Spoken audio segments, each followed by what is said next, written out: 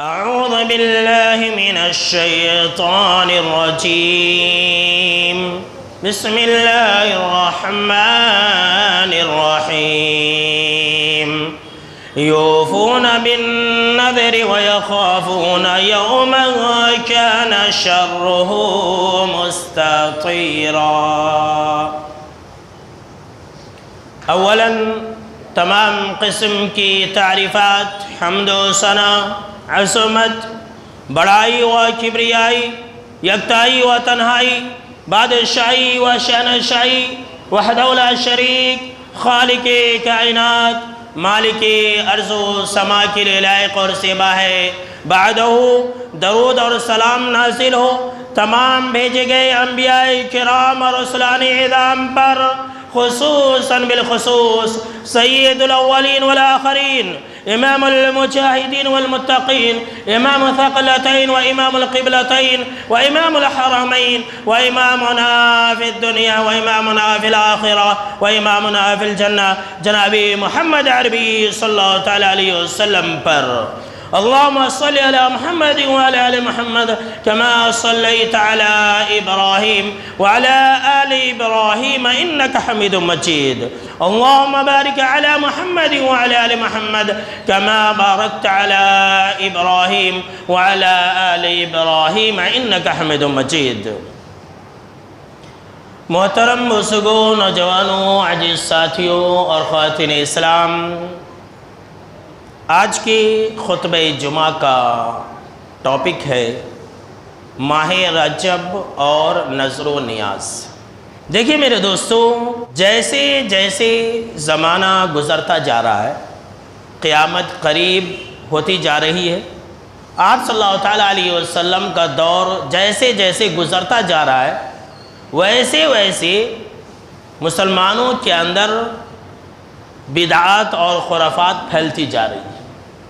قرآن اور حدیث کو لوگ چھوڑتے جا رہے ہیں، اور یہی وجہ ہے کہ آپ دیکھیں گے کہ آج مسلمانوں نے کوئی مہینہ ایسا نہیں ہے جس مہینے میں کسی نہ کسی شکل میں کوئی نہ کوئی بدعت کو اپنا لی ہو۔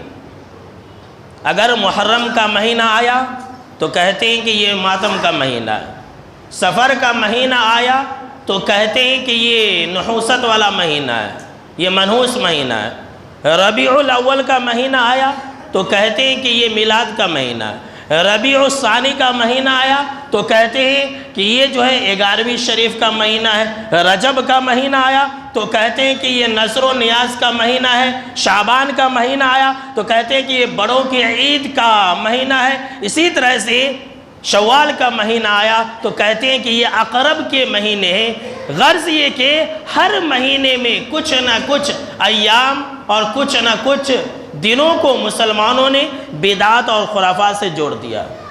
کوئی مہینہ ایسا نہیں ہے جس کے اندر مسلمان یہ نہ کہتے نظر آتے ہو کہ یہ جو مہینہ ہے اس میں فلاں فلاں تاریخ کو عقرب ہے، اس میں شادی بیاہ نہیں کرنا۔ یعنی بدعات اور خرافات کو مسلمانوں نے گلے لگا لیا، اور یہ صرف مسلمان جو ہے یہ عربی مہینے کے بارے میں ہی ایسا کہتے ہیں، انگلش مہینہ کے بارے میں ایسا نہیں کہتے کہ جنوری کا مہینہ منحوس ہے، فروری کا مہینہ منحوس ہے، مارچ کے مہینے میں فلاں تاریخ کو عقرب ہے، اور اپریل کے مہینے میں عقرب ہے، مئی کے مہینے میں شادی نہیں کرنی چاہیے، ایسا نہیں کہتے۔ لیکن جیسے ہی عربی مہینہ آتا ہے تو کچھ نہ کچھ جوڑ لیتے ہیں۔ تو یہ ایسا اس لیے کہ شیطان نے مسلمانوں کو بدعات اور خرافات میں لگا دیا ہے۔ یہ جو رجب کا مہینہ ہے یہ ایک معزز اور مکرم اور فضیلت والا مہینہ اس حساب سے ہے کہ اللہ نے اسے حرمت والا مہینہ قرار دیا ہے۔ جو حرمت والے 4 مہینے ہیں ان میں سے ایک مہینہ یہ رجب ہے، یاد رکھ لیجئے۔ 3 مہینے یہ حج کے ہیں اور ایک مہینہ یہ بیچ میں شعبان سے پہلے رجب آتا ہے۔ اہل عرب بھی اس کی تعظیم کرتے تھے، اللہ رب العالمین نے اس کو برقرار رکھا۔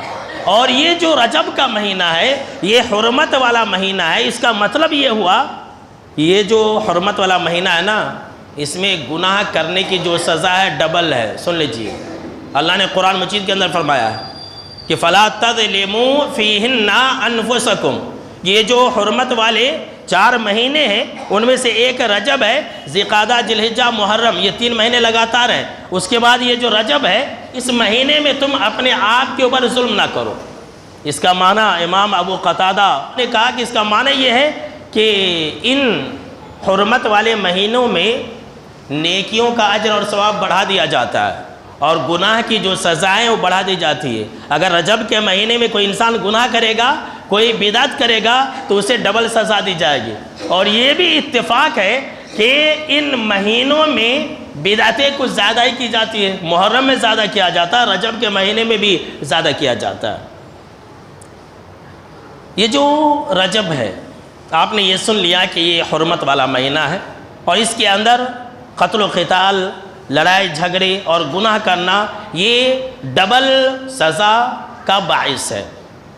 لیکن مسلمان جو ہے رجب کے مہینے میں طرح طرح کی بدعتوں کو انجام دیتے ہیں، اور خاص طور سے جو مسلمان ہیں، بہت سارے مسلمان رجب کے مہینے میں عمرہ بھی زیادہ کرتے ہیں۔ آپ دیکھیں گے کہ لوگ جو ہے رجب کے مہینے میں عمرہ بہت زیادہ جاتے ہیں، جبکہ آپ صلی اللہ تعالیٰ علیہ وسلم نے رجب کے مہینے میں ایک بھی عمرہ نہیں کیا۔ اپنی زندگی میں آپ صلی اللہ تعالیٰ علیہ وسلم نے ایک بھی عمرہ نہیں کیا ہے۔ اگر رجب کے مہینے میں عمرہ کرنا زیادہ اجر اور ثواب کا سبب ہوتا تو آپ صلی اللہ تعالیٰ علیہ وسلم خود بتلاتے۔ آپ صلی اللہ تعالیٰ علیہ وسلم نے کہا کہ رمضان میں عمرہ کرنا یہ حج کرنے کے برابر ہے۔ دیکھیے، تو آپ صلی اللہ تعالیٰ علیہ وسلم رجب کے مہینے کی فضیلت نہ بتلاتے، خود آپ صلی اللہ تعالیٰ علیہ وسلم کرتے۔ لیکن آپ صلی اللہ تعالیٰ علیہ وسلم نے نہ ہی رجب کے مہینے میں عمرہ کیا، نہ ہی آپ صلی اللہ تعالیٰ علیہ وسلم نے روزہ رکھا، لیکن لوگ جو ہے آج کل یہ کرتے ہیں۔ اور خاص طور سے جو رجب کا مہینہ ہے، یہ کونڈے کے مہینے سے زیادہ مشہور اور معروف ہے۔ اور یہ کہتے ہیں کہ 22 رجب کو امام جعفر صادق رحمۃ اللہ علیہ نے ایسا کرنے کا حکم دیا تھا۔ میرے دوستو، یہ جو ہے سراسر جھوٹی بات ہے۔ امام جعفر صادق رحمۃ اللہ علیہ یہ بہت اچھے انسان تھے، یہ نہیں کہ معمولی لوگ ہیں، نہیں، بلکہ یہ جو ہے آپ صلی اللہ تعالیٰ علیہ وسلم کے خانوادے والے ہیں، حضرت علی رضی اللہ تعالیٰ عنہ کی نسل سے ہیں، اور بہت بڑے اولیاء اللہ ہیں، ولیوں کے سردار کہہ لیجیے۔ ان کے نام پر جو ہے سنی مسلمانوں کو گمراہ کر دیا گیا۔ اور یہ جو امام جعفر صادق رحمۃ اللہ علیہ ہے، یہ جو ہے یہ شیعوں کے امام ہیں۔ شیعہ لوگ ان کو اپنا امام مانتے ہیں، اور ان کے نام پر سنی جو ہے رجب کے مہینے میں کونڈے بھرتے ہیں، اور یہ کہتے ہیں کہ قصہ مختصر یہ کہ وہ ایک کہانی، لکڑی والے کی ایک کہانی گڑھتے ہیں کہ مدینہ کے اندر ایک وزیر تھا، اور پھر ایسا تھا ویسا تھا۔ آپ نے سنا ہوگا، وہ کہانی میں بتا نہیں سکتا، بہت لمبی چوڑی کہانی ہے، جس کے جو اس مدینے کے اندر جو ہے ایک مزدور قسم کا آدمی تھا، اس کی عورت نے امام جعفر صادق رحمۃ اللہ علیہ کو یہ کہتے ہوئے سنا کہ آج 22 رجب ہے، جو انسان میرے نام سے کنڈا بھرے گا اور جو بھی مراد مانگے گا اس کی مراد پوری ہو جائے گی، اگر مراد پوری نہیں ہوئی تو قیامت کے دن میرا وہ انسان گریبان پکڑ لے۔ وہ تو جب وہ باحیات تھے تو اس زمانے میں بادشاہوں کا جو دارالخلافہ تھا، یعنی کہ جو کیپٹل تھا، وہ یا تو دمشق تھا یا پھر جو ہے بغداد تھا، مدینہ تھا ہی نہیں۔ وہ حضرت یعنی کہ امام جعفر صادق رحمۃ اللہ علیہ یہ بنو عباسیہ جو خلیفہ تھے، بادشاہ تھے، ان کے دور کے تھے، اور بنو امیہ کے آدھے دور کے تھے، لیکن اس کو مدینے میں لے جا کر کے فٹ کر دیے۔ اور اس کہانی کو سب سے پہلے ہندوستان میں لکھی گئی ہے، سن لیجئے، 1806 عیسوی کے اندر، 1806 عیسوی کے اندر ہندوستان کا علاقہ رامپور ہے، یو پی کے اندر، وہاں سب سے پہلے داستان عجیب ایک کتاب لکھی گئی، اس کے اندر یہ واقعہ گڑھا گیا۔ اور یہ زمانہ 1906 کا زمانہ، یہ وہی زمانہ ہے جس زمانے میں عجیب و غریب قصے لکھے گئے۔ مثال کے طور پر الف لیلا کی کہانی لکھی گئی، مثال کے طور پر طوطا مینا کی کہانی لکھی گئی، مثال کے طور پر وہ جو علاء الدین کا چراغ وہ لکھی گئی، مثال کے طور پر وہ ہیر رانجھے کی جو کہانی لکھی گئی جس دور میں 20ویں صدی کے اندر، اس دور میں یہ من گھڑت کہانی لکھ کر کے سنیوں کے اندر پھیلائی گئی۔ اور سنیوں کے اندر کس نے پھیلایا؟ شیعہ لوگوں نے پھیلایا۔ 22 رجب کے دن حلوہ پوری پکانے کی جو رسم ہے یہ شیعوں کے اندر تھی، اور اسے نام دے دیا گیا امام جعفر صادق رحمۃ اللہ علیہ کا۔ میرے دوستو، جو 22 رجب کی تاریخ ہے، اس دن نہ ہی امام جعفر صادق رحمۃ اللہ علیہ کی وفات ہے، نہ ہی اس دن ان کی تاریخ پیدائش ہے، بلکہ جانتے ہیں 22 رجب کے دن کیا تھا؟ 22 رجب کے دن، 22 رجب المجرب کو اس دنیا کے اندر بہت بڑے صحابی کی وفات ہوئی تھی، حضرت امیر معاویہ رضی اللہ تعالیٰ عنہ۔ 22 رجب کے دن حضرت امیر معاویہ رضی اللہ تعالیٰ عنہ وفات پائے تھے، اور یوں سمجھے کہ یہ وہ تاریخ تھی جس دن سے شیعوں کو آزادی ملی تھی، اور اسی حضرت امیر معاویہ رضی اللہ تعالیٰ عنہ کے وفات کی خوشی میں شیعوں نے چھپ چھپ کر کے جشن منایا تھا۔ اور آپ دیکھیں گے کہ آج بھی جو کنڈے وغیرہ بھرے جاتے ہیں نا، میٹھی پوریاں وغیرہ بنائی جاتی ہیں، وہ بڑے اہتمام سے گھر کے اندر کیا جاتا ہے، چوک چوراہوں پر، راستوں پر نہیں کیا جاتا، وہ گھر کے اندر کرتے۔ شیعوں نے چھپ کر کے کیا تھا، اس لیے کہ ڈر تھا۔ اور میرے دوستو، آپ جانتے ہیں، آپ کو سن کر کے یہ حیرانی ہوگی کہ امیر معاویہ رضی اللہ تعالیٰ عنہ نے 20 سال تک حکومت کی، 1 2 3 4 سال نہیں، 5 سال نہیں، 20 سال تک حکومت کی، اور کسی مائی کے لال میں اتنی ہمت نہیں تھی کہ ان کے خلاف آواز اٹھا سکے۔ 64 لاکھ مربع میل، کتنا؟ 64 64 لاکھ مربع میل پر ان کی حکومت جو ہے پھیلی ہوئی تھی، اور کہیں کوئی فتنہ نہیں تھا، سب اپنے اپنے بلوں کے اندر گھسے ہوئے تھے ڈر کے مارے۔ اتنے جلیل القدر بادشاہ تھے اور صحابہ رسول تھے۔ اب یقین مانیے کہ جب ان کی وفات ہوئی تو جو اسلام کی نشو و نما ہو رہی تھی، جو اسلام ترقی کر رہا تھا، وہاں سے زوال پذیر ہونا شروع ہو گیا تھا، وہاں سے فتنوں کا ایسا سیلاب آیا کہ پھر رکنے کا نام نہیں ہے۔ فتنے تو پہلے بھی شروع ہو گئے تھے، لیکن امیر معاویہ رضی اللہ تعالیٰ عنہ کے وفات کے بعد فتنوں کا ایک ایسا دور شروع ہوا کہ پھر قیامت تک رکنے والا نہیں ہے۔ مسلمانوں کی میں بات کر رہا ہوں۔ تو جب حضرت امیر معاویہ رضی اللہ تعالیٰ عنہ وفات پا گئے تو اسی خوشی میں شیعوں نے کیا کر دیا؟ جشن منایا، حلوے پوری پکائے، اور مٹی کے برتنوں میں پکا کر کے چھپا کر کے اسے اندر اندر تقسیم کیا۔ اب یہ چیز سنیوں میں آنی تھی، تو شیعوں نے سوچا کہ بھائی اگر ہم ڈائریکٹ کہیں گے کہ امیر معاویہ کی وفات پر تم جشن مناؤ تو سنی ہم کو ماریں گے، اس لیے کہ ہر سنی مسلمان ہر صحابی سے محبت کرتا، جو صحابی سے محبت نہ کرے وہ سنی نہیں ہے، سن لیجئے، وہ ملحد ہوگا، وہ زندیق ہوگا۔ جو صحابی رسول کو نشانہ بنائے تو سمجھ لیجئے کہ وہ زندیق ہے، وہ کافر ہے، وہ بددین ہے۔ آج کل حضرت امیر معاویہ رضی اللہ تعالیٰ عنہ کو نشانہ بناتے، یہ شیعہ لوگ ہی کرتے، دوسرے کوئی نہیں کر سکتے۔ جو حضرت امیر معاویہ کو برا بھلا کہے تو سمجھ لیجئے کہ وہ انسان شیعہ ہے، اس کی نشو و نما شیعوں نے کی ہے، اس کی پیدائش بھی شیعوں کے اندر ہوئی ہے۔ ایسے بہت سارے لوگ ہیں جو سنی بن کر کے سنی مسلمانوں کو گمراہ کر رہے ہیں۔ تو حضرت امیر معاویہ رضی اللہ تعالیٰ عنہ کی وفات پر اگر سنی کو کہیں گے کہ جشن مناؤ تو سنی مارے گا، لہٰذا کیا کر دیا گیا؟ امام جعفر صادق رحمۃ اللہ علیہ کے نام پر یہ رسم پھیلا دی گئی، اور مسلمان کرتے ہیں، شوق سے کرتے ہیں، اور ان کے نام پر فاتحہ خوانی کرتے ہیں، ان کے نام پر ہی نذر و نیاز کرتے۔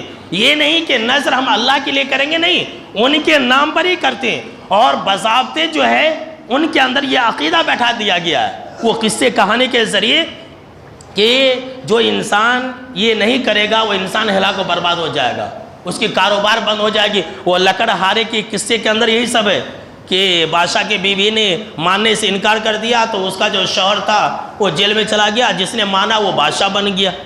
اس طرح سے فرضی قصے کہانی گڑھ کر کے لوگوں کو اس چیز کو اپنانے پر اکساتے ہیں، جبکہ اس کی کوئی حقیقت نہیں ہے۔ 1906 سے پہلے آپ کو اس کا ذکر کسی کتاب کے اندر نہیں ملے گا، عربی کتابوں کے اندر تو ہے ہی نہیں، وہ تو دور کی بات ہے، اب اگر لکھ دی گئی ہو تو ایک الگ مسئلہ ہے، لیکن 1906 سے پہلے اس کا کہیں بھی ثبوت نہیں ملتا ہے۔ تو میرے دوستو، یہ جو رجب کے مہینے میں کی جا رہی ہے، جو نذر و نیاز کیا جا رہا ہے امام صادق رحمۃ اللہ علیہ کے نام سے، ایسا انہوں نے نہیں کہا، ایسا انہوں نے نہیں کہا ہے، سن لیجئے، وہ لوگ بری الذمہ ہیں۔ اور صرف امام جعفر صادق رحمۃ اللہ علیہ کی بات ہی نہیں، میں آپ کو قرآن کے حوالے سے یہ بتا دینا پہلے مناسب سمجھتا ہوں کہ اس دنیا کے اندر جتنے بھی اولیاء اللہ ہے، جتنے بھی ولی ہیں، کسی ولی نے ایسا نہیں کہا ہے کہ تم میرے نام سے نذر و نیاز کرنا، تم میرے نام سے فلاں فلاں کام کرنا، تم میرے نام سے یہ کرنا، ہر مہینے کے اندر تم آنا یہ کرنا، ایسا کسی ولی نے نہیں کہا ہے۔ نہ ہی امام جعفر صادق رحمۃ اللہ علیہ نے کہا، نہ ہی پیران پیر عبد القادر جیلانی رحمۃ اللہ علیہ نے کہا، نہ ہی جنید بغدادی رحمۃ اللہ علیہ نے کہا، کسی بھی اولیاء کرام نے ایسا نہیں کہا ہے۔ اور جس نے یہ کہا کہ تم میرے نام سے نذر و نیاز کرنا، تو سمجھ لیجئے کہ وہ اللہ کے ولی نہیں ہے۔ اور اس بارے میں اللہ نے خود قرآن مجید کے اندر گواہی دی ہے کہ یہ اولیاء کرام یہ بری الذمہ ہیں، انہوں نے نہیں کہا ہے۔ اب امام جعفر صادق رحمۃ اللہ علیہ کے نام پر یہ ایسا کرتے انہوں نے کہا ہے؟ نہیں کہا ہے۔ آپ سورہ الفرقان اٹھا لیجئے، 18ویں پارے کا یہ سورہ ہے، سورہ نمبر 25 ہے، آیت نمبر جو ہے 17 اور 18 ہے۔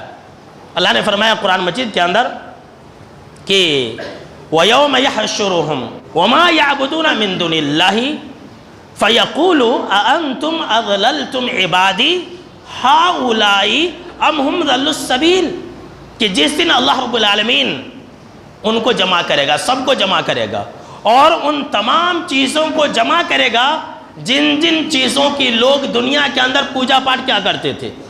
وما یعبدون من دون اللہ، جن جن چیزوں کی من دون اللہ کے اندر کیا ہے، عاقل اور غیر عاقل، شجر و حجر، جمادات و نباتات، پتھر، اسی طرح سے انبیاء کرام، اولیاء کرام، حضرت عیسیٰ علیہ السلام، حضرت عزیر علیہ السلام، جتنے بھی سارے اللہ کے نیک بندے ہیں، وہ تمام کے تمام چیزیں شامل ہیں۔ ہر وہ چیز شامل ہے جس کو دنیا کے اندر پوجا جاتا ہے، عبادت کی جاتی ہے، چاہے وہ عاقل ہو یا غیر عاقل ہو۔ لوگوں کو گمراہ کیا جاتا ہے جانتے ہیں کہ من دون اللہ سے مراد صرف جو ہے پتھر ہے، صرف مورتیاں ہیں، یہ اللہ کے نیک بندے نہیں، ایسا بولتے ہیں۔ اگر اللہ کے نیک بندے نہیں ہیں مراد، تو پھر آگے اللہ جو کہہ رہا ہے ہم کیا سمجھیں؟ اللہ نے کیا کہا قرآن مجید کے اندر کہ اللہ رب العالمین پوچھے گا کہ یہ سب کو جمع کرے گا اور پوچھے گا فَيَقُولُ أَأَنْتُمْ أَضْلَلْتُمْ عِبَادِي هَؤُلَاءِ أَمْ هُمْ ضَلُّوا السَّبِيلَ، کہ اے میرے نیک بندو، اے اولیاء کرام، اے انبیاء کرام، اے شجر و حجر، اے نباتات اور جمادات، کیا تم نے میرے بندوں کو گمراہ کیا تھا؟ کیا تم نے میرے ان سب بندوں کو گمراہ کیا تھا، یا پھر یہ خود ہی گمراہ ہو گئے تھے؟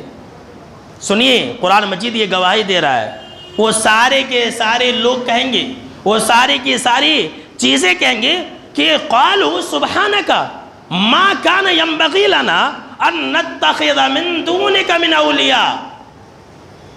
سبحانک، سبحان اللہ، اللہ تیری ذات پاک ہے، استغفر اللہ، نعوذ باللہ، اللہ کی پناہ، اے اللہ تیری ذات پاک ہے، ہمارے لیے مناسب نہیں ہے، ہمارے لیے خود یہ جائز نہیں ہے، ہمارے لیے خود مناسب نہیں ہے کہ ہم تیرے علاوہ کسی اور کو اپنا ولی بنائے۔ ہم نے خود تیرے علاوہ کبھی کسی اور کی عبادت نہیں کی، ہم نے کبھی تیرے علاوہ کسی اور کو اپنا مددگار نہیں سمجھا، ہم نے کبھی تیرے علاوہ کسی اور کو اپنا ولی نہیں سمجھا۔ یہ اولیاء، ولی کا لفظ ہے۔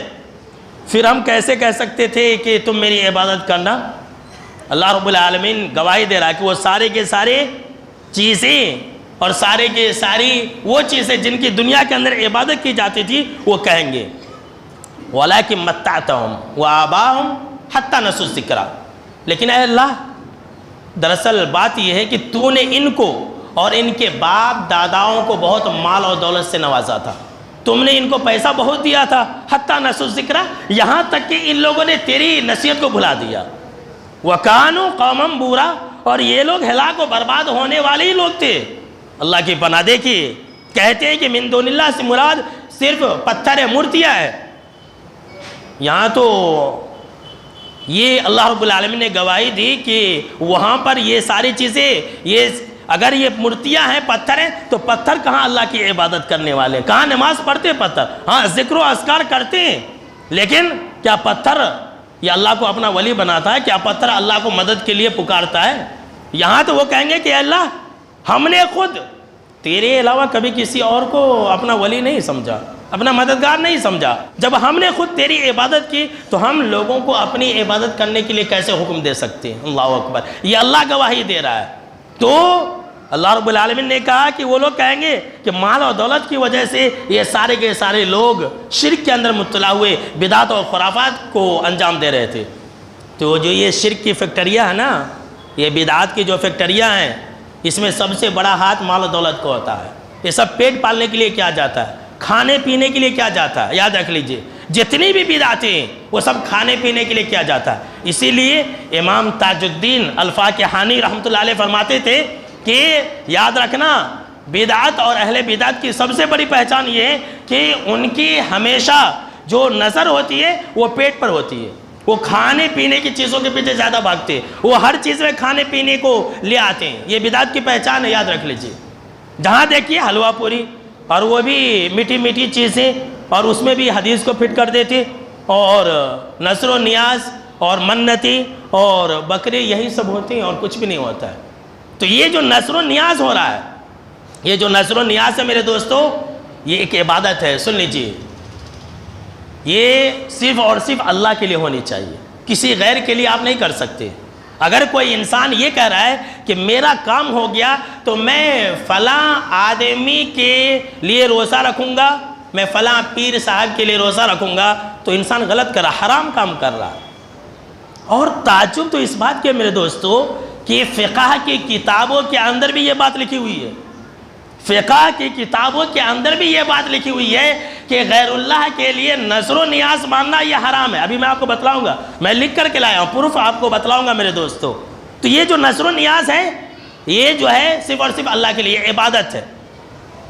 اگر نذر و نیاز ماننی ہے تو صرف اللہ کے لیے ماننی ہے، ورنہ نہیں ماننی ہے۔ اور یہ جو منت ہے نا، نذر و نیاز زیادہ نہیں ماننی چاہیے۔ آج کل ہم اور آپ بہت نذر و نیاز مانتے ہیں۔ نذر و نیاز ماننا یہ کوئی اچھی چیز نہیں ہے، حالانکہ یہ عبادت ہے۔ غور سے سنیے میری باتوں کو، نذر و نیاز منت یہ عبادت ہے، صرف اللہ کے لیے ہونی چاہیے۔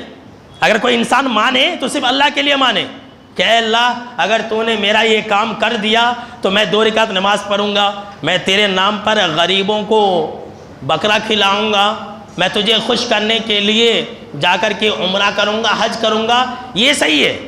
لیکن شریعت ہمیں یہ تعلیم دیتی ہے کہ یہ نذر و نیاز زیادہ نہیں کرنی چاہیے۔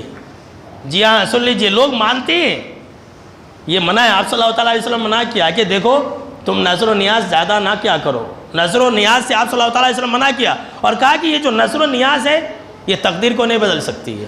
ہاں اتنا ضرور ہوتا ہے کہ بخیل کے جیب سے کچھ نکال لیا جاتا ہے، بخیل کے جیب سے کچھ نکال لیا جاتا ہے۔ اب ایک انسان ہے، غریبوں کی ایسی مدد نہیں کرتا، غریبوں کو وہ انسان اپنے مال سے کچھ نہیں دیتا ہے، غریبوں کو صدقہ و خیرات نہیں کرتا ہے، تو اللہ اسے کسی مصیبت کے اندر ڈال دیتا ہے۔ اب وہ انسان منتیں مانگ لیتا ہے کہ اللہ اگر تو مجھے اچھا کر دیا تو میں ایک بکرا کھلاؤں گا۔ اب جب وہ انسان اچھا ہو جاتا ہے تو بکرا کاٹ کے کھلاتا ہے۔ تو یہ بخیلوں، یہ حدیث کے اندر ہے کہ بخیلوں کے جیب سے کچھ نکال لیا جاتا ہے۔ اسی لیے آپ صلی اللہ علیہ وسلم نے کہا کہ نذر و نیاز نہ مانا کرو۔ یہ جو نیاز ہے دیکھیے، نظر یا منت کہہ لیجئے، اس کی من جملہ جو ہے 3 قسمیں ہوتی ہیں۔ ایک انسان یہ ہے کہ اپنے اوپر ایسی چیز کو لازم کر لے جو اس کے اوپر لازم نہیں ہے۔ نظر کا مطلب ہوتا ہے کہ یہی کہ انسان اپنے اوپر کوئی چیز کو فرض کر لینا اور اسے مطلق رکھ دینا، یہ نظر کی پہلی قسم ہے۔ اب مان لیجئے کوئی انسان ہے، وہ نظر مان لیتا ہے کہ میں یہ عہد کرتا ہوں کہ اللہ کی قسم آج سے میں ہر مہینے میں 10 روزے رکھوں گا۔ تو اللہ نے تو ہر مہینے میں 10 روزے فرض نہیں کیے۔ اب وہ انسان مان لیتا ہے، منت مان لیا، تو اب جو ہے 10 روزے رکھنا اس کے اوپر فرض ہو گیا، 10 روزے رکھنا اب اس کے اوپر فرض ہو گیا۔ اب وہ اس کو رکھنا ہی رکھنا ہے، یاد رکھ لیجئے، ٹھیک ہے۔ اگر نہیں رکھے گا تو وہ انسان گنہگار ہوگا۔ اور اگر کوئی انسان نہیں رکھ سکتا ہے، نظر مان لیا لیکن وہ انسان اب نہیں رکھ سکتا، تو کیا کرے گا؟ اس کا بھی علاج اور حل سن لیجئے، وہ انسان اس کو توڑ دے گا اور اس کا کفارہ ادا کر دے گا۔ کیا کرے گا؟ اس کو ختم کر دے گا۔ یعنی کہ کسی انسان نے نظر مانی کہ میں ہر مہینے میں 10 روزہ رکھوں گا اللہ کی قسم، اب وہ انسان نہیں رکھ سکتا، تو وہ انسان اس کو توڑ دے اور قسم کا کفارہ ادا کرے۔ کتنا؟ یعنی کہ ایک غلام آزاد کرے، اگر وہ نہیں ہے تو 10 مسکین کو کھانا کھلائے، اگر اس کی طاقت نہیں ہے تو 10 مسکین کو کپڑا پہنائے، اگر اس کی بھی طاقت نہیں ہے تو 3 دن کے روزے رکھ لے۔ 3 دن کا روزہ رکھنا کمپلسری ہے اگر وہ انسان اپنی نظر کو پوری نہیں کر سکا تو، ٹھیک ہے، یہ ایک ہو گیا۔ دوسرا یہ ہے کہ انسان جو ہے کسی چیز کے ساتھ قید کر دے کہ میرے بیٹے کی طبیعت خراب ہے، اگر میرا بیٹا اچھا ہو گیا تو میں ایک بکرا کھلاؤں گا، جو جیسا کہ سماج اور معاشرے کے اندر ہوتا ہے۔ تو اگر کوئی انسان ایسا مان لیا تو اسے اپنی نظر کو پوری کرنی ہے، چاہے وہ بیٹا اچھا ہو یا نہ ہو، سن لیجئے، چاہے وہ بیٹا اچھا ہو یا نہ ہو، اسے ہر حال میں اپنی نظر کو پوری کرنی ہے۔ مان لیا تو مان لیا، لوگ مان لیتے ہیں لیکن جو ہے نظر کو پوری نہیں کرتے، اور جانتے ہیں نظر کو پوری نہ کرنا یہ منافقوں کی خصلت ہے۔ جی ہاں، کس کی خصلت ہے؟ منافقوں کی خصلت ہے۔ سورہ التوبہ کے اندر جو ہے اللہ رب العالمین نے منافقوں کا بیان کیا، ٹھیک ہے، منافقوں کا بیان کرتے کرتے اللہ نے منافقوں کا جہاں ذکر کیا وہیں پر اللہ نے یہ کہا کہ وَمِنْهُمْ مَنْ عَاهَدَ اللَّهَ لَئِنْ أَطَعْنَا مِنْ فَضْلِهِ لَنَصَّدَّقَنَّ وَلَنَكُونَنَّ مِنَ الصَّالِحِينَ، کہ یہ منافقین ایسے ہیں کہ اس میں سے کچھ لوگ ایسے ہیں جو اللہ سے عہد کر لیتے ہیں، من عہد اللہ لئن اطعنا من فضلی، اللہ سے یہ عہد و پیمان کر لیتے ہیں، اللہ سے نظر مان لیتے ہیں، منت مان لیتے ہیں کہ اللہ اگر تو نے مجھے اپنے فضل سے نوازا، اگر تو نے اپنے فضل سے مجھے نوازا تو لنصدقن، تو ہم صدقہ کریں گے، ہم خوب جو ہے صدقہ و خیرات کریں گے، اور وَلَنَكُونَنَّ مِنَ الصَّالِحِينَ، اور ہم نیک بن جائیں گے۔ اللہ آگے جو ہے اسی آیت کے فوراً بعد اللہ رب العالمین نے کہا کہ جیسے ہی ہم اسے اپنی فضل سے نوازتے ہیں، اللہ رب العالمین کیا کرتا ہے؟ اپنے فضل سے نواز دیتا ہے، جیسا اس نے منت مانا، جیسا اس نے سوچا اللہ نے ویسا عطا کر دیا، تو بخیلوا بہ، تو بخل کرنے لگ جاتا ہے، بخیل بن جاتا ہے، اور وہ اس سے منہ پھیرا لیتا ہے اور اس سے مکر جاتا ہے۔ لوگ ایسے ہی منت مان لیتے کہ میرا کام ہوگا تو میں یہ کروں گا، اور جیسے ہی کام ہو جاتا پورا نہیں کرتے، دیکھیں گے ٹال مٹول کرتے۔ ایسے کتنے سارے لوگ ہیں کہ نظر مان کر کے زمانہ ہو گیا، وہ کام بھی پورا ہو گیا لیکن انہوں نے اپنی نظر کو پوری نہیں کیا، گنہگار ہوں گے۔ سن لیجئے، یہ منافقوں کی خصلت ہے۔ آپ نے اگر نظر مانا تو اسے پورا کیجئے، ہر حال میں پورا کیجئے، چاہے وہ کام ہو یا نہ ہو، آپ کو پوری کرنی ہے۔ سن لیجئے، معمولی مت سمجھے۔ بہت سارے لوگ یہ سمجھتے ہیں کہ نہیں کام ہوگا تو ہم اپنی نظر کو پوری کریں گے۔ نہیں میرے دوستو، نظر مانیے تو پورا کیجئے۔ اللہ نے قرآن مجید کے اندر سورہ الدہر کے اندر فرمایا یوفون بالنذر ویخافون یوما کان شرہ مستطیرا، کہ جو اللہ کے نیک بندے، جو لوگ جنت کے اندر جائیں گے وہ اپنی نظر کو پوری کرتے، اپنی منتوں کو پوری کرتے، اور اس دن سے ڈرتے ہیں جس دن کی برائی ہر طرف پھیل جائے گی۔ تو دیکھیے اللہ نے مطلق طور پر مومنوں کی پہچان اور مطلق طور پر جنت میں جانے والوں کی نشانی یہ بتلائی ہے کہ وہ اپنی نظر کو پوری کرتے ہیں۔ تو نظر کو پوری کرنا ہے، ٹھیک ہے، ہر حال میں۔ اس کے بعد جو تیسری قسم ہے وہ ہے گناہ کی نظر۔ کوئی انسان جو ہے گناہ کی نظر مانے کہ اگر میرا یہ کام ہو گیا تو میں جو ہے جا کے فلم دیکھوں گا، ایسا بولے، میرا کام ہو گیا تو میں جو ہے کسی کا مرڈر کر دوں گا، ایسا بہت سارے لوگ بولتے ہیں، میرا کام ہو گیا تو میں بتوں پر جا کر کے چڑھاوے چڑھاؤں گا، میرا کام ہو گیا تو میں وہاں پیدل چل کے جاؤں گا۔ تو اس طرح کی نظر پوری کرنا حرام ہے۔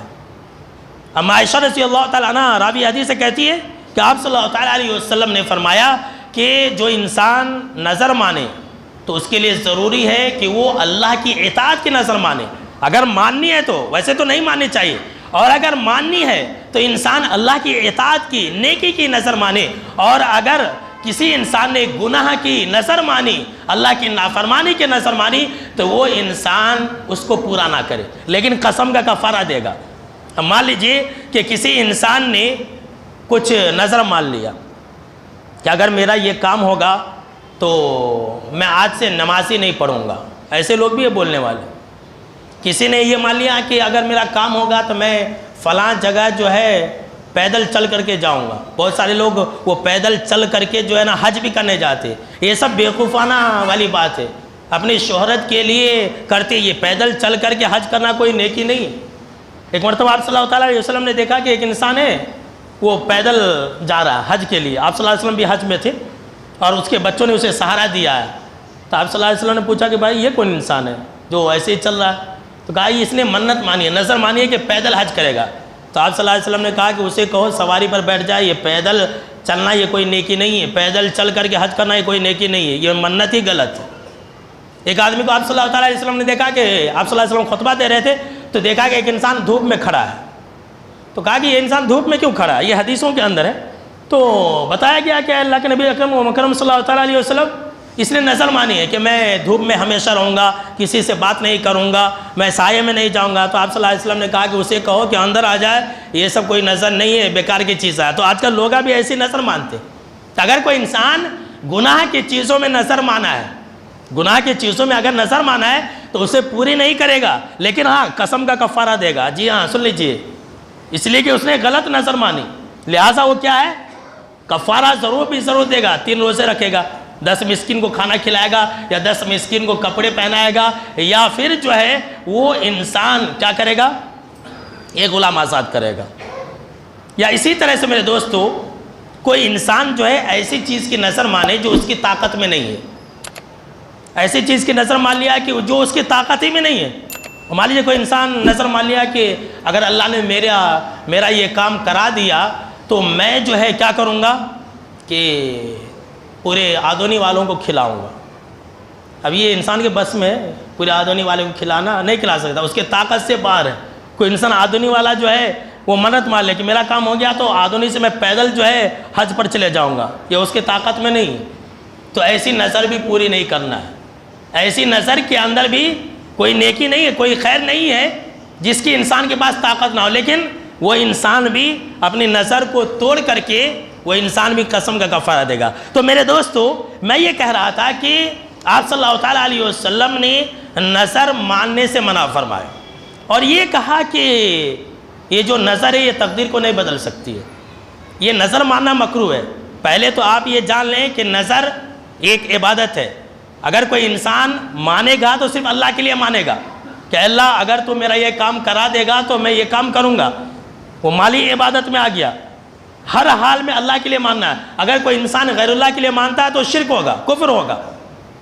تو سب سے پہلی بات یہ، دوسری بات یہ کہ نظر آپ مانے نہ مانے اس سے کچھ فرق نہیں پڑتا ہے، یہ آپ صلی اللہ تعالیٰ علیہ وسلم نے بیان فرما دیا ہے، اور آپ صلی اللہ تعالیٰ علیہ وسلم نے نظر ماننے سے منع فرمایا۔ اب آپ کہیں گے کہ اس کے پیچھے حکمت کیا ہے، اس کے پیچھے بھی حکمتیں ہیں۔ جی ہاں، سن لیجئے کہ آپ صلی اللہ تعالیٰ علیہ وسلم نے نظر ماننے سے کیوں منع فرمایا۔ دیکھیے، وہ اس لیے کہ اس سے انسان کا عقیدہ خراب ہوتا ہے، کہ انسان جب نظر مانتا ہے اور اللہ کے تقدیر کے مطابق وہ چیز اس کی ہو جاتی ہے تو انسان کیا کہتا ہے کہ میں نے نظر مانا تھا اسی لیے میرے ساتھ ایسا ہوا۔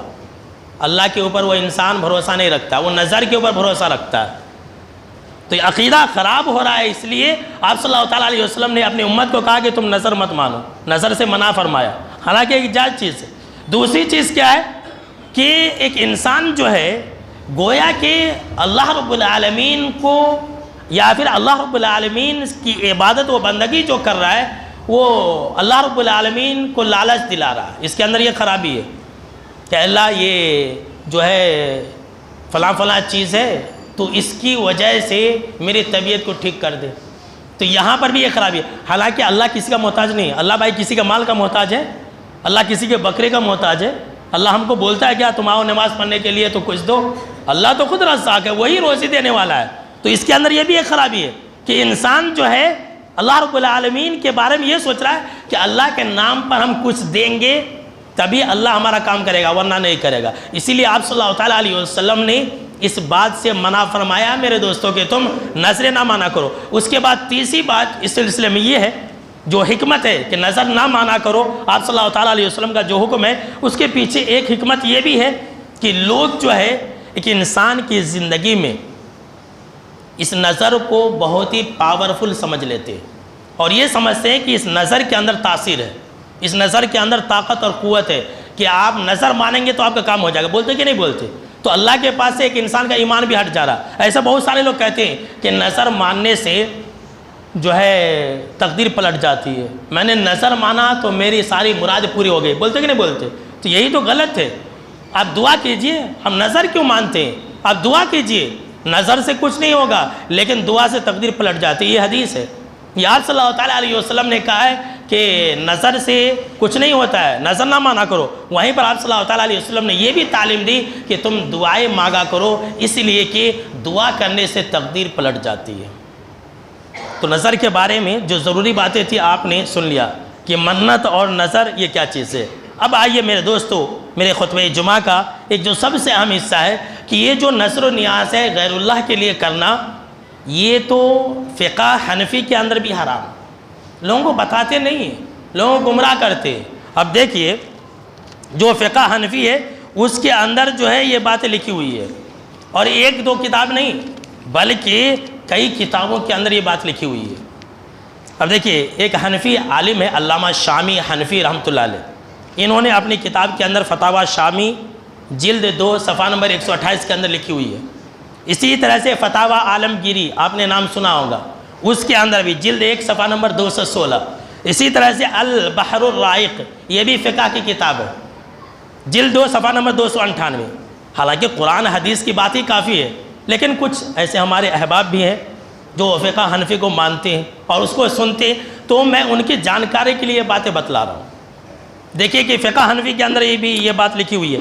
اسی طرح سے کیا کہتے ہیں کہ رد المختار جلد 2 صفحہ نمبر 431، جو در مختار کا حاشیہ ہے اس کے اندر بھی یہ بات لکھی ہوئی ہے۔ کیا لکھی ہوئی ہے کہ غیر اللہ کے نام کا نظر و نیاز یہ حرام ہے، وقول باطل وحرام لوجوہ منہا، اس کے حرام ہونے کی کئی وجہ ہے۔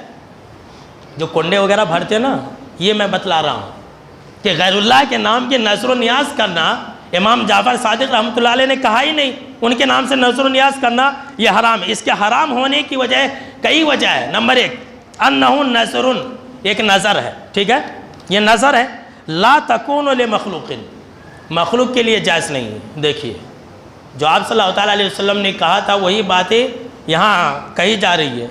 کم سے کم ہماری بات نہیں مانتے تو اپنی فقہ کی تو بات مان لینی چاہیے، جیسے امام کی تقلید کرتے ان کی تو بات مان لینی چاہیے۔ امام ابو حنیفہ رحمۃ اللہ علیہ نے بھی نہیں کیا ہے، ان کی زندگی میں تو سمجھ لیجئے کہ امام جعفر صادق رحمۃ اللہ علیہ کے کنڈے کا تو نام و نشان نہیں تھا۔ 100 سال پہلے یہ بات لکھی گئی ہے 1906 کے اندر، یعنی کہ سمجھ لیجئے 118-19 سال ہو رہا۔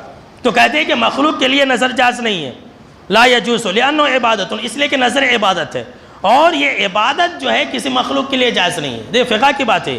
ومنہا، اور دوسری بات کہ غیر اللہ کے لیے نظر ماننی حرام ہے، یہ فقہ کے اندر لکھی ہوئی ہے فتاوی عالمگیری کے اندر، کہ اس لیے کہ جس کے لیے نظر مانی جا رہی ہے میت ہے۔